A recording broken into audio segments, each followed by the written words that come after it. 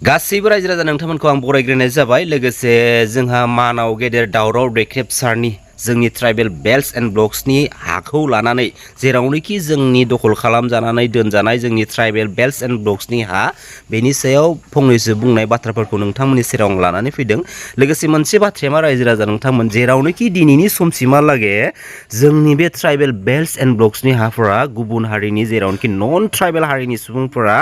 दखल खालामनानै लाबोदोंना, बेफोर हाखौ अफिसियेलि बेसेबांबा जोंनि ट्राइबेल हारिनि माखासे माहारियारि आफादफोरा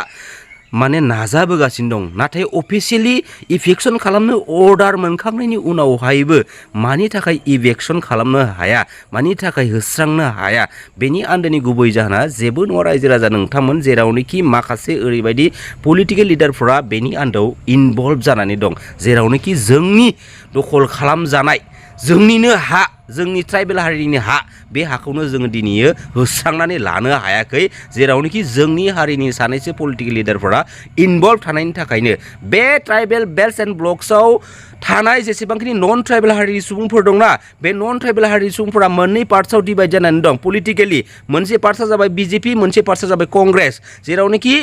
आसाम बिसायख'थिया जेब्ला खाथि खाथि सौफैयो बा बिटिसि बिसायख'थिया जेब्ला खाथि खाथि सौफैयो, अब्ला बै नन ट्राइबेल हारिनि सुबुंफोर, जायफोर नन ट्राइबेल हारिनि सुबुंफोरानोखि जोंनि बे ट्राइबेल बेल्ट्स एन्ड ब्लक्सनि हाखौ दखल खालामनानै लाबोदों, बैफोर नन ट्राइबेल हारिनि सुबुंफोरखौ बिसायख'थि सेराव बिथांमोना इउज खालामो गावबा गावनि भट बेंकनि थाखाय, गावबा गावनि पलिटिकेल केरियारखौ स्टेन्ड खालामनो थाखाय। बेनो गुबै जाहोन जायनि थाखायनो जोंनि दानानै गालांजानाय जोंनि बे ट्राइबेल बेल्ट्स एन्ड ब्लक्सनि हाखौनो जेरावनोखि नन ट्राइबेल हारिनि सुबुंफोरा दिनैसिमबो दखल खालामनानै जोंनि मेगन सिगाङावनो दखल खालामनानै लादों, अब्लाबो जोङो मानो होस्रांनो हायाखै? दिनैनि समाव बैफोरबायदि लिडारखौसो जों दिनै संदाननांगौ, जायफोरबायदि लिडार्सफोरानोखि जोंनि बे ट्राइबेल बेल्ट्स एन्ड ब्लक्सनि हाखौ क्लियार खालामनो बिथोन होनायाव बा इभेक्सन खालामनो बिथोन होनायाव सोर आन्दोयै बादा होबोनाय खामानिखौ मावबोदों, दिनैनि समाव बैफोरबायदि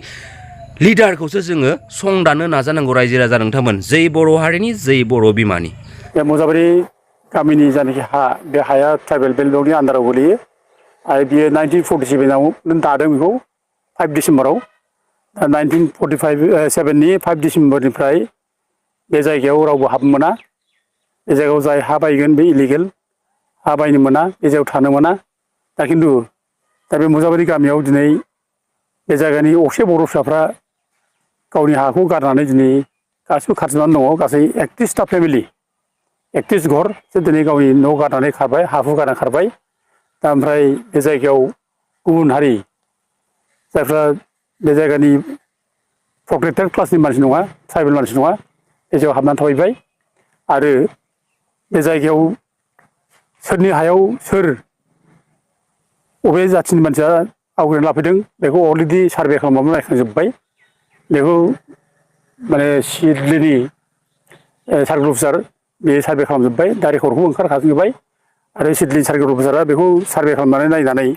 बे जायगायाव एनक्रच जादों बे बाथ्राखौबो अलरेडि माने रिटेन साबमिटबो खालामबाय, कमप्लेनबो होबाय। एरियायाव जेसेबां दङ बे गासिबो दा एनक्रच जाजोब। आरो बेखौ इभिकसन खालामनायनिबो मोनसे सार्कल अफिसनिफ्राय मोनसे बिटिसिआव लिरना हरनाय जाबाय। दा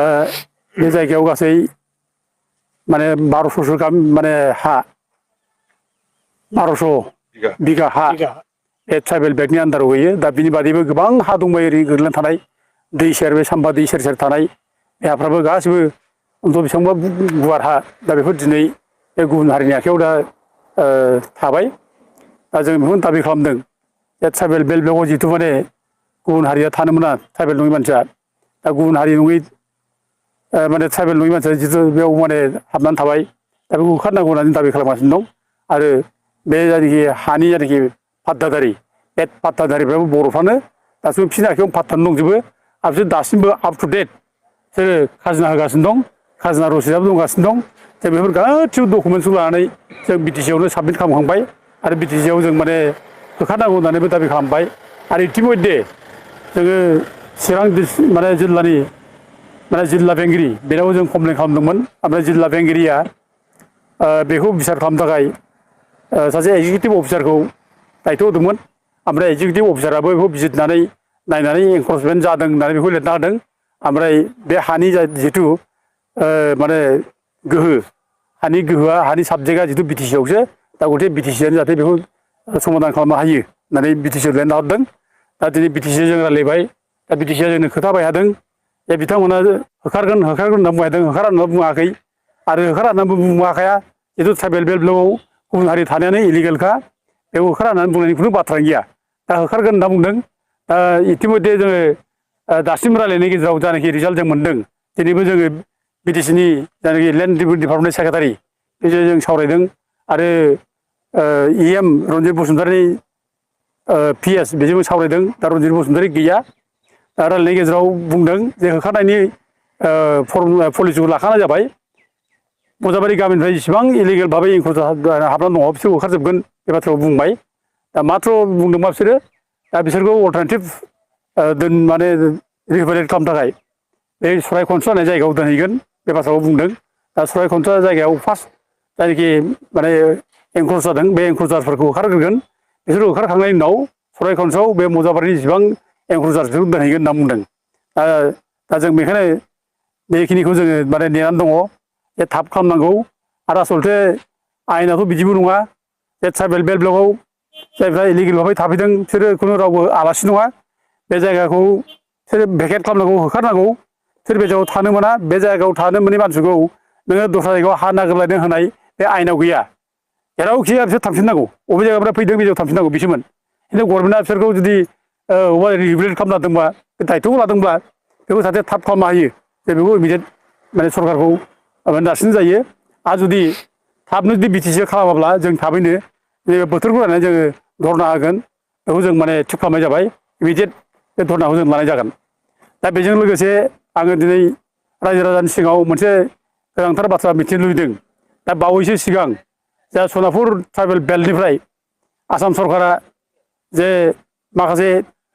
माने थानो मोनै मानसिफोरखौ नन प्रटेक्टेड क्लासनि मानसिखौ होखारबाय दा बे जिनिसखौ जों दिनै माने गिबियावनो जे होखारनायखौ जोङो धन्यबाद होयो आसाम सरकारखौ जे होखारनांगौ ट्राइबेल बेल्टआव रावबो थानो मोना खिन्थु धन्यबाद होदोंब्लाबो जोङो बेखौ नुदों जे सनापुर ट्राइबेल बेल्टआव जायनाखि होखारजानाय बे होखारजानाय मानसिफोरखौ माने अखल बे गभर्नमेन्टनि जायनाखि हाफोर गभर्नमेन्ट हा ट्राइबेल बेल्ट ब्लकनि आन्दाराव थानाय बेल्ट ब्लकनि सिङाव थानाय जायनाखि गभर्नमेन्ट हा बे गभर्नमेन्टनि हानिफ्रायसो होखारदों गावसोरनो हा नांगौखाय गावसोरनि माने इन्टारेस्टआव गावसोरनि माने पारपासखौ जाफुंनो थाखाय गभर्नमेन्ट हाखौ क्लियार खालामनानै गावसोर बेयाव बाहायगोन बे पारपासाव बेखौ होखारदों होननानै जोङो मिथिगौ मानोना बे सनापुर जायगायाव गोबां माने नन प्रटेक्टेड क्लासनि मानसि नन ट्राइबेल मानसि गोबां हा आवग्रिनानै दङ बेयाव पार्टिकुलार मोनसे जाथिनिल' बाथ्रा नङा दा बे हिसाबै बिसोरखौ होखारनांगौमोन खिन्थु होखाराखै जास्ट माने बे माबायावल' गभर्नमेन्ट हायावल' जायफ्रा हाबना थादों ट्राइबेल बेल्ट ब्लक आन्दाराव बेखौल' होखारदों जों बेखौ मिथिदों दा जों बेखौनो खावलायो जे आसाम गभर्नमेन्टआ जायनाखि खोथा बुंनो हादों जे बिथांमोननि खोथा बुंनायफ्रा पार्टिकुलार माबा मोनसे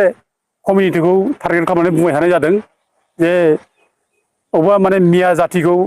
होखारनायनि बाथ्रा बे बाथ्राखौ बुंनो हादों खिन्थु जोंना बेल्ट ब्लकआव जोङो खुनु मिया खुनु असमिया बा खुनु माबा मोनसे जाथिनि बाथ्रा फैयाखै जों खुनु जाथिखौ लानानै जों बाथ्रा बुङा ट्राइबेल बेल्ट ब्लकआव जायफ्रा इलिगेल जाय एंक्रजार्स जायफ्रा थानो मोना बेखौ होखारनांगौ होननानै जों दिनै बुङो आरो बेखौ जों दाबि खालामो दिनै ट्राइबेल बेल्ट ब्लकआव अखल मियाल' नङा मिया बादैबो गोबां माने नान मियाफोर दङ जायफ्रा थानो मोना जायफ्रा नाइन प्रटेक्टेड क्लासनि मानसिफोर बिसोर दिनै माने मियाजों समान दिनै ट्राइबेल बेल्ट ब्लकआव माने हा आवग्रिनानै दङ दा दिनै जों बेखौ होखारजोबनांगौ होननानै जों दिनै दाबि खालामो दिनै बिटिसि ओनसोलाव लाख लाख बिगा हा दिनै माने मियाजों लोगोसे गुबुन जाथिफोरबो दङ माने जायफ्रा थानो मोना जायफ्रा बाहेरानिफ्राय फैनाय बांलादेशि हिन्दु रिफुजिफोर दङ दा बिसोरबो जों जायगायाव थानो मोना दा बेखौ होखारनांगौ दिनै जोंनि गेजेराव आसाम सरकारा दिनै माने हारिखौ क्लासिफाइ खालामनानै अबेबा मोनसे जाथिखौ टारगेट खालामनानै होखारनाय बे बाथ्राखौ जों नुदों बिदि जानो नाङा खुनु जाथिखौ जों टारगेट खालामनानै होखारनाय बाथ्रा नङा ट्राइबेल बेल्ट ब्लकआव जाय थानो मोना बेखौ होखारनांगौ आरो इसिबां बेल्ट ब्लकआव इलिगेल भाबै हाबनानै दङ बेखौ होखारजोबनांगौ होननानै जों दाबि खालामो आरो लोगोसे जोंनि जायनाखि आफादफोर दं बर'नि आफादफोर ट्राइबेल आफादफोर बे आफादफ्राबो अखल आसाम सरकारनि बे मोनसे सनापुराव जायनाखि होखारबाय बेखौ होननानै जों रंजानाय, बेखौ जों माने धन्यबाद होनाय, बेखौ बरायनाय, बेयावनो जोङो सिमाबद्ध जानानै थानो नाङा। जोङो सरकारखौ नारसिननांगोन, होखारनांगोन आरो जोंनि ट्राइबेल बेल्ट ब्लकनिफ्राय जों इसेबां इलिगेल एंक्र'चार दं बेखौ होखारनानै जोंनि ट्राइबेल बेल्टखौ जों उद्धार खालामनांगोन। जों बेखौनो खावलायो बयखौबो।